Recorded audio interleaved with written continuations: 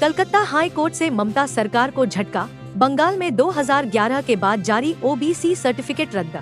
पीठ ने निर्देश दिया कि 5 मार्च 2010 से 11 मई 2012 तक 42 वर्गों को ओबीसी के रूप में वर्गीकृत करने वाले राज्य के कार्यकारी आदेशों को भी रद्द कर दिया गया।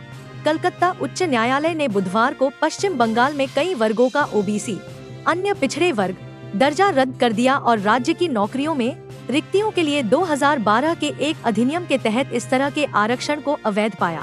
अधिनियम के प्रावधानों को चुनौती देने वाली याचिकाओं पर आदेश पारित करते हुए उच्च न्यायालय ने स्पष्ट किया कि जिन वर्गों का ओबीसी दर्जा हटाया गया है, उसके सदस्य यदि पहले से ही सेवा में हैं या आरक्षण का लाभ ले चुके हैं या राज्य की किसी चयन प्रक्रिया में सफल हो चुके हैं, तो उनकी सेवाएं इस फैसले से प्रभावित नहीं होंगी। क्या दिल्ली में छा जाएगा अंधेरा? हीटवेव के चलते कितनी बड़ी पावर डिमांड?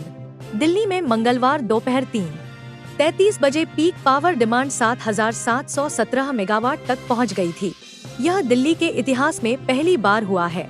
इससे पहले 29 जून 2022 को 7,695 मेगावाट की पीक पावर डिमांड थी।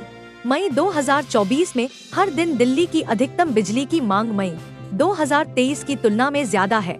दिल्ली एनसीआर समेत उत्तर भारत में इन दिनों जबरदस्त गर्मी पड़ रही है। बढ़ते तापमान और हीटवेव से लोग परेशान हैं। अब बिजली कटौती ने भी दिन का चैन और रात की नींद खराब करके रखी है। दरअसल गर्मी से बचने के लिए एसी कूलर और पंखे दिन रात चल रहे हैं। इसकी वजह से दिल्ली में पावर डिमांड बढ़ गई है। दिल्ली में बुधवार को पहली बार बिजली की मांग 8,000 मेगावाट हुई। बुधवार दोपहर 3:42 बजे पीक पावर डिमांड 8,000 मेगावाट थी। ये अब तक का हाईएस्ट पॉइंट है। रिकॉर्ड लेवल पर पावर डिमांड होने से बिजली कटौती का संकट बढ़ गया है। दिल्ली के कुछ इलाकों समेत एनसीआर के नोएडा, गुरुग्राम और गाजियाबाद के कुछ हिस्सों में भी इन दिनों बिजली कटौती से लोग परेशान हैं। अंडरवर्ल्ड डॉन से कनेक्शन रखने वाले दादा ने ली पोर्शे से 2 लोगों को रौंदने वाले पोते की गारंटी।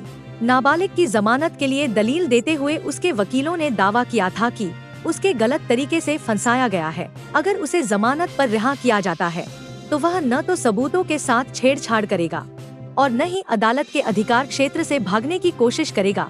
महाराष्ट्र के पुणे में 18 मई को हुए Porsche hit and run case में नाबालिग आरोपी ने पब में 12वीं पास होने का जश्न मनाया।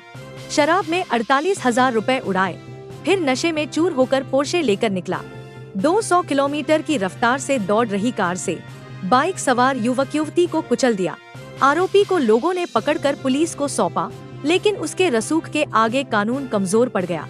आरोपी की उम्र 17 साल है, लिहाजा मामला जुवेनाइल जस्टिस बोर्ड में गया। बोर्ड ने हादसे के 15 घंटे के अंदर उसे जमानत दे दी।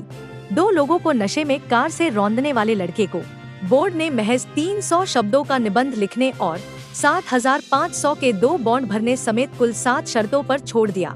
अंडरवर्ल्ड डॉन से कनेक्शन रखने वाले दादा ने नाबालिग पोते के सुधरने की गारंटी ली थी। नाबालिग आरोपी के दादा सुरेंद्र अग्रवाल के अंडरवर्ल्ड डॉन छोटा राजन से संबंध होने की जानकारी सामने आई है।